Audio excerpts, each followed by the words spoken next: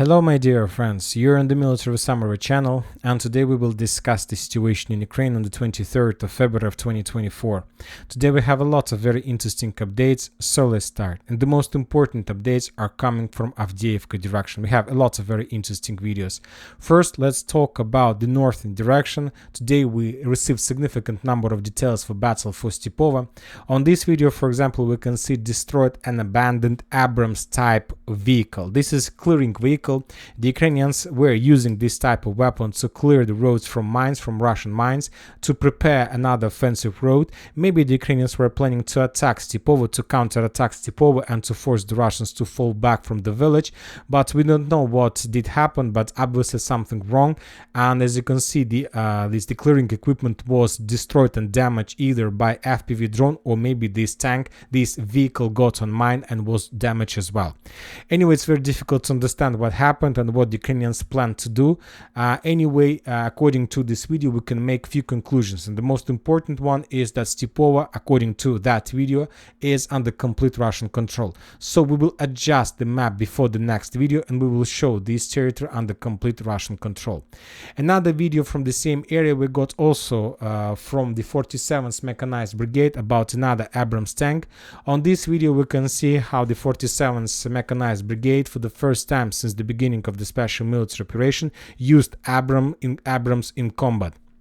On this video we can see how Abrams reached the outskirts and the edge positions in the village by the name of Berdichi, and from those positions the Ukrainian tanks start bombing and attacking the Russian forces in Stepove, which is also another confirmation that Stepove is under complete Russian control.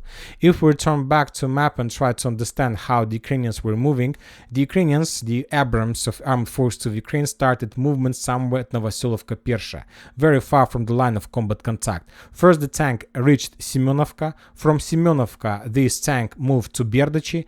In Berdichi, the tank turned to Sadova Street, and then the tank stopped somewhere on the edge of the village. And from these positions, the Ukrainians start bombing and attacking the Russian forces inside of Stepove.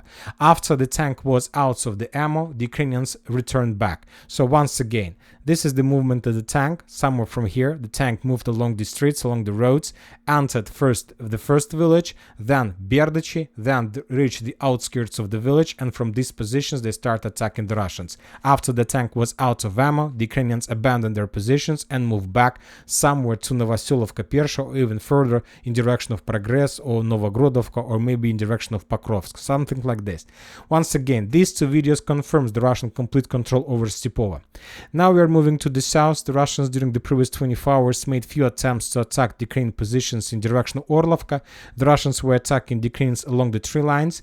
The video was published by 3rd Azov Brigade. On this video we can see how the Russians using 2 personnel carriers reached the line, landed the infantry, and made few attempts to clear the trenches.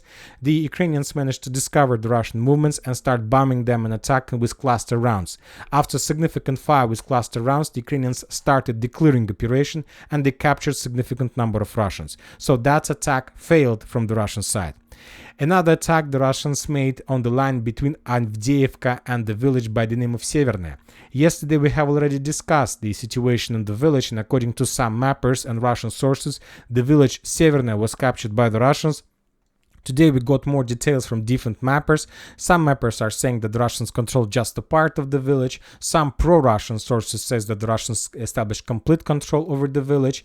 Other sources report about partial control of the village. But the Ukrainian sources somewhere at 5 p.m. of the local time reported that Ukrainians left and abandoned the village completely and fell back in direction of Toninka.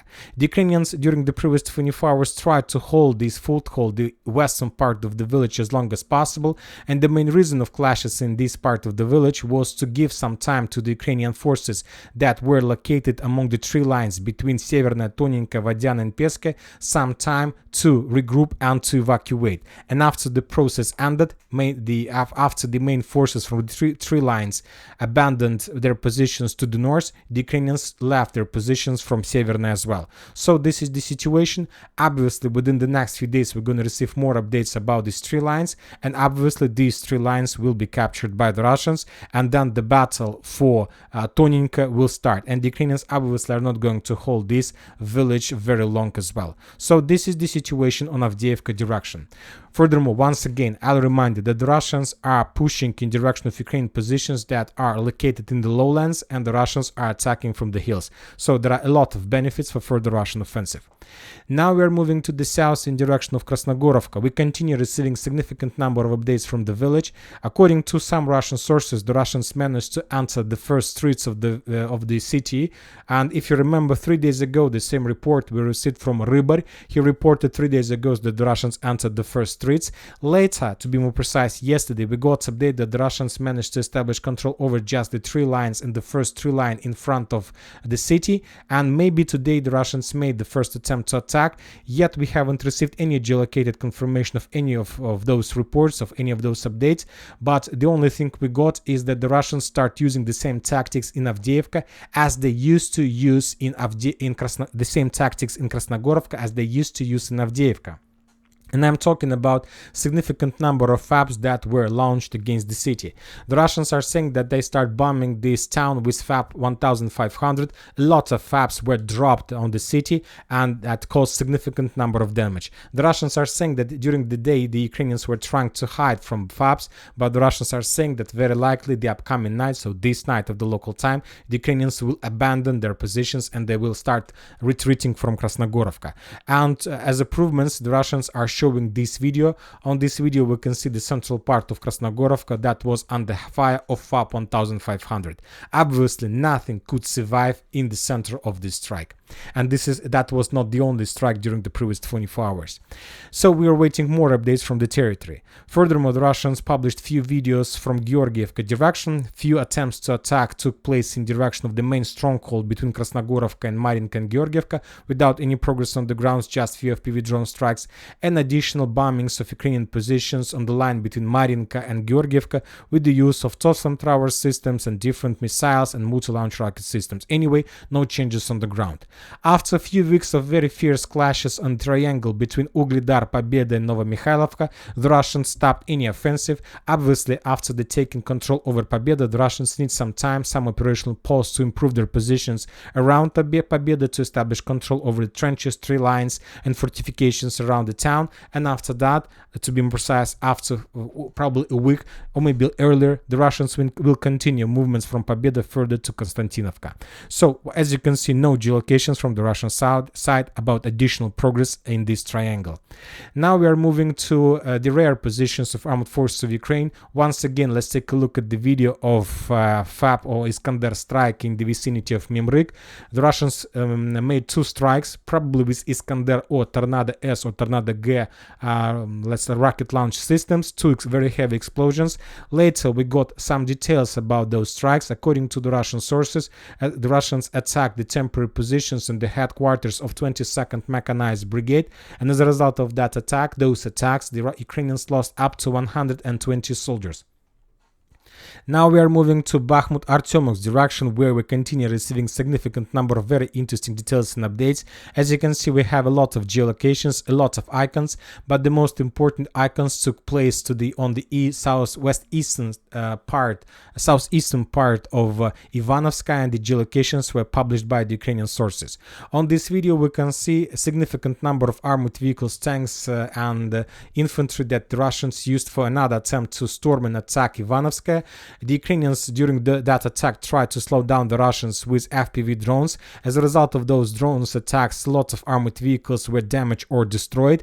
But regarding the losses, the Russians managed to reach the outskirts of the village, to land infantry, and to create a stable foothold. For example, the final part, the last part of the video, this one we can see from inside of Ivanovska, from the eastern outskirts, which confirms the Russian progress and the Russian control over the territory. So if we move all geolocations that were made during the video to the map, we can say and make a conclusion that as a result of Russian offensive operation, they managed to establish control over something like this.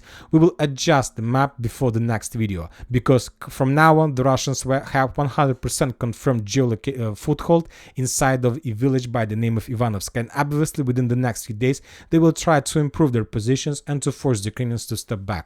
But regarding the progress of the Russian armed forces inside of the village, the Ukrainians still hold the most important hill, and we are talking about this territory. During the previous 24 hours, the Russians made few attempts to storm the area and to clear the territory with FPV drone strikes, significant number of losses from the Ukrainian infantry, but yet the Russians haven't started the ground operation.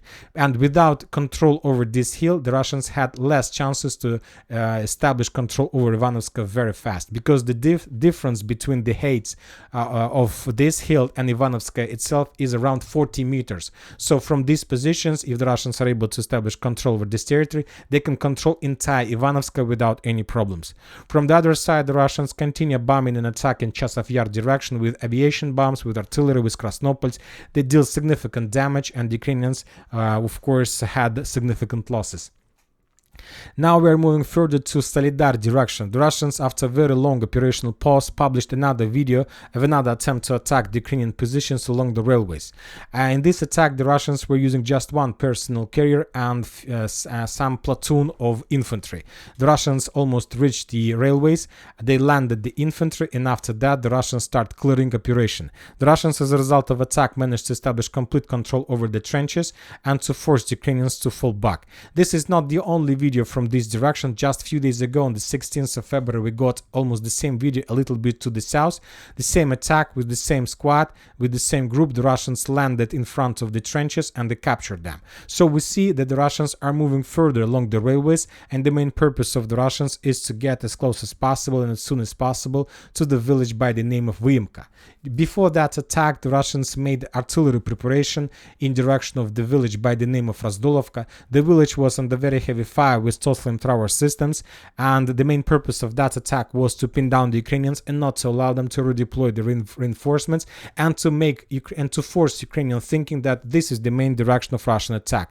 Maybe the Ukrainians redeployed some reserves, but the Russians attacked in direction of Vyimka. And the same situation took in the village by the name of Sporne. First, the Russians bombed the village and the city heavily with artillery, and after that, forcing the Ukrainians to redeploy some reserves, and after that, the Russians attack in direction of Vyimka. So this is the current situation, and once again, after a very short, very long operational pause, the Russians renewed their attempts to attack, and obviously the next days we're going to receive more videos from this area. When talking about Bilogorovka, the Russians, as we discussed during the previous days, bomb and attack the landfills heavily with flamethrower systems, with aviation bombs and so on. Today they published additional videos of the same bombings, and after obviously a week of artillery strikes, the Russians made the first attempt to attack Bilogorovka itself. The Russians were attacking from two directions. The first one, Shipilovka, along Seversky Donetsk River, with the purpose to enter the northern foothold of the Ukrainians in Bilogorovka. And the second attempt of the Russian attack took place in the central part, a little bit to the north from filtration station, in direction of the central part of the village. Both of those attacks, according to the Ukrainian videos, were repelled by the Ukrainians, and the Russians had significant losses and were forced to step back.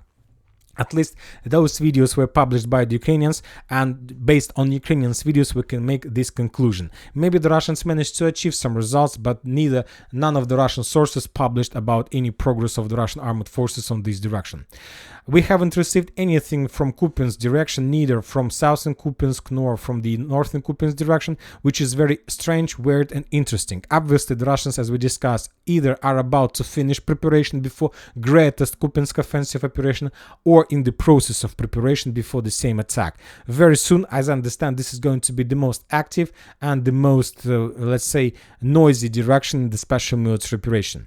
Now we are moving to Rabotina area. During the previous 24 hours, we haven't received anything from this direction, just additional batch of the videos of FPV drone strikes of the Russian armed forces against the Ukrainian positions to the south of Rabotina, which confirms complete control of armed forces of Ukraine over the territory. We will adjust the map map, and we will return these positions under Ukrainian control. When talking about Kherson direction, after the Russians established control over Krinky, we stopped receiving any updates from the village itself. We stopped receiving the most important, any videos of FPV drone strikes against the Ukrainian boats. Not the videos from inside of Krinky determines whether there are Ukrainian positions or not, but the videos with boats. We don't see videos with boats. That means there is no, let's say, supply and support process. That means there is no food code from the Ukrainian side. The Russians returned the situation in Kherson direction completely to the situation that took place in October, September of 2023, when the Russians were bombing the cities and towns along Dnipro River with significant number of FAPs, a significant number of explosions, rockets, and so on. So this is the situation. The Russians managed to start everything from the beginning and to return the situation to the October of 2023, when everything was according to the Russian plan without any problems on the ground. Now we are moving to Kiev. We got a lot of political updates as well. The Russians reported very interesting details about Vladimir Zelensky interview. Recently he was interviewed by Fox News, and after 8 hours the video was in the internet. Just 24,000 people watched the video. I'll remind you that before the interview with Putin started, more than around 1 million people has watched the preview of that interview, and we are not talking about the number of people who watched the interview between Tucker Carlson and Putin himself. So we can see and we can compare, of course, who's more popular in the world. Additional report about the demobilization. Demobilization to be in Ukraine very soon, probably in March, and I'll remind you that the Ukrainians are planning to make demobilization with the purpose to use the mobilized forces to start mobilization in Ukraine. Let's say they will mobilize these people and men on the ground. The Ukrainians published the videos of the statistics of air defense during the previous 24 hours. According to them, as you can see, they managed to shut down significant number, most of the drones that the Russians used to attack Ukraine. But from the other side, we got a lot of videos from Dnipro and Zaporozhye of the results of those strikes. And obviously, the Ukrainians haven't managed to destroy every single drone because there were a lot of explosions either in Dnipro and in the city by the name of Odessa. On this video we can see the results of strikes, a lot of explosions, heavy explosions, and obviously those drones weren't dropped down by the Ukrainian air defense. Furthermore, we got updates from the Western countries about the future of Ukraine, and most of the projections for Ukraine are very poor, without supply and support from the Western countries, and about additional losses of the territories if Zelensky doesn't start a negotiation process with Russia. And that's it for today. Military Summary channel reminds you to condemn any violence in the world. Thank you for watching. Subscribe to my channel, put your likes, join my Patreon, and have a good day. Bye bye.